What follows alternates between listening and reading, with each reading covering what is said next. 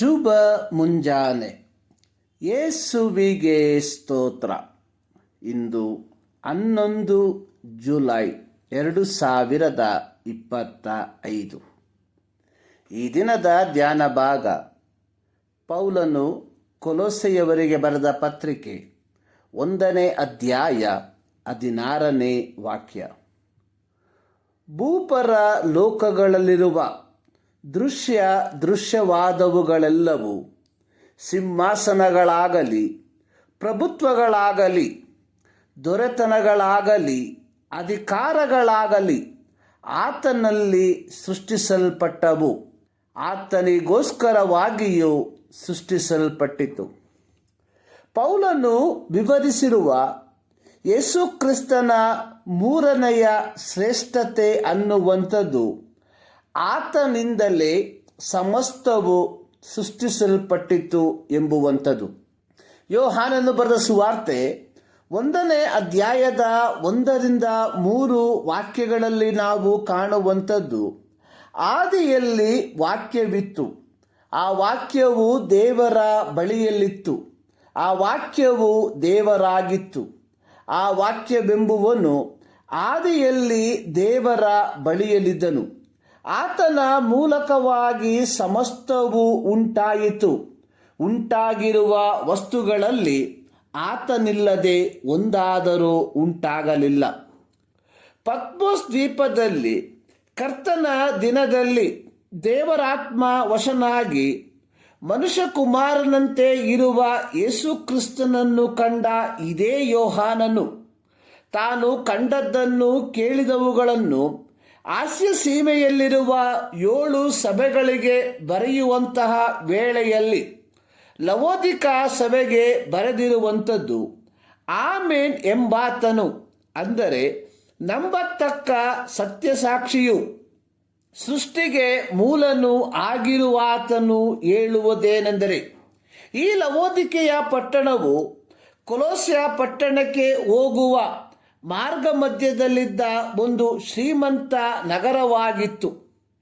ಕೊಲೊಸ್ಸೆ ಪಟ್ಟಣದ ಸಭೆಗೆ ನುಸುಳುತ್ತಿದ್ದಂತಹ ಒಂದು ದುರ್ಬೋಧನೆ ಅನ್ನುವಂಥದ್ದು ದೇವದೂತರ ಪೂಜೆ.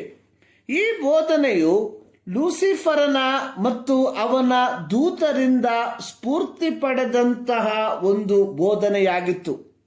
1 ತಿಮೋತಿ 4:1 ಪೌಲನು ತಿಮೋತಿಯನಿಗೆ ಪತ್ರಿಕೆ ಬರೆಯುವಾಗ ತಿಮೋತಿಯನಿಗೆ ಹೇಳಿರುವಂಥದ್ದು, ಮುಂದಣ ದಿನಗಳಲ್ಲಿ ವಂಚಿಸುವ ಆತ್ಮಗಳ ನುಡಿಗಳಿಗೂ ದೆವ್ವಗಳ ಬೋಧನೆಗಳಿಗೂ ಲಕ್ಷ್ಯ ಕೊಟ್ಟು ಕ್ರಿಸ್ತ ನಂಬಿಕೆಯಿಂದ ಭ್ರಷ್ಟರಾಗುವರೆಂದು ದೇವರಾತ್ಮನು ಸ್ಪಷ್ಟವಾಗಿ ಹೇಳುತ್ತಾರೆ. ಕೊಲೊಸ್ಸೆ ಸಭೆಯಲ್ಲಿ ಈ ಒಂದು ಬೋಧನೆಯು ತನ್ನ ಕರಾಳ ಬಾಹುವನ್ನು ಚಾಚುತ್ತಿರುವುದನ್ನು ಗ್ರಹಿಸಿದ ಪೌಲನು ಕೊಲೊಸ್ಸೆ ಸಭೆಯ ದೇವಜನರಿಗೆ ಯೇಸು ಕ್ರಿಸ್ತನೇ ಸೃಷ್ಟಿಗೆಲ್ಲ ಮೂಲನಾಗಿರುವುದರಿಂದ ದೇವರೊಂದಿಗಿನ ಸಂಪರ್ಕಕ್ಕೆ ದೇವದೂತರ ಮಧ್ಯಸ್ಥಿಕೆ ಅವಶ್ಯವಿಲ್ಲವೆಂದು ಸ್ಪಷ್ಟವಾಗಿ ಹೇಳುವಂಥವನಾಗಿದ್ದಾನೆ. ಇಂದು ಒಂದು ವಿಧವಾದ ಅತೀಂದ್ರಿಯ ಧಾರ್ಮಿಕತೆಯಾಗಿದ್ದು, ಇದು ಒಂದು ವಿಧವಾದ ಅತೀಂದ್ರಿಯ ಧಾರ್ಮಿಕತೆಯಾಗಿದ್ದು ಪೌಲನು ಕೊಲೊಸ್ಸೆ ಸಭೆಯ ದೇವಜನರಿಗೆ ಭೂಪರ ಲೋಕಗಳಲ್ಲಿರುವ ದೃಶ್ಯವಾದವುಗಳೆಲ್ಲವೂ ಸಿಂಹಾಸನಗಳಾಗಲಿ, ಪ್ರಭುತ್ವಗಳಾಗಲಿ, ದೊರೆತನಗಳಾಗಲಿ, ಅಧಿಕಾರಗಳಾಗಲಿ ಆತನಲ್ಲಿ ಆತನಿಗೋಸ್ಕರ ಸೃಷ್ಟಿಸಲ್ಪಟ್ಟಿತ್ತು ಎಂದು ಹೇಳುವುದರ ಮೂಲಕ ಯೇಸು ಕ್ರಿಸ್ತನ ಶ್ರೇಷ್ಠತೆಯನ್ನು ಪ್ರತಿಪಾದಿಸುವಂಥವನಾಗಿದ್ದಾನೆ. ಇಬ್ರಿಯ 4:16 ಪ್ರಕಾರ ನಾವು ಕರುಣೆಯನ್ನು ಹೊಂದುವಂತೆಯೂ ಆತನ ದಯೆಯಿಂದ ಸಮಯೋಚಿತವಾದ ಸಹಾಯವು ನಮಗೆ ದೊರೆಯುವಂತೆಯೂ ಧೈರ್ಯದಿಂದ ಕೃಪಾಸನದ ಬಳಿಗೆ ಬರುವುದಕ್ಕೆ ಅನುಮತಿ ಸಿಕ್ಕಿರಲಾಗಿ ನಾವು ಮಧ್ಯವರ್ತಿಗಳ ಮೂಲಕ ಪ್ರಾರ್ಥಿಸುತ್ತಿರುವಂಥದ್ದು ಮಹಾ ಅಪರಾಧವಲ್ಲದೆ ಮತ್ತೊಂದಲ್ಲ. 1 ತಿಮೋತಿ 2:5 ಬರೆದಿರುವಂಥದ್ದು, ದೇವರು ಒಬ್ಬನೇ, ದೇವರಿಗೂ ಮನುಷ್ಯರಿಗೂ ಮಧ್ಯಸ್ಥನು ಒಬ್ಬನೇ, ಆತನು ಮನುಷ್ಯನಾಗಿರುವ ಯೇಸು ಕ್ರಿಸ್ತನೇ.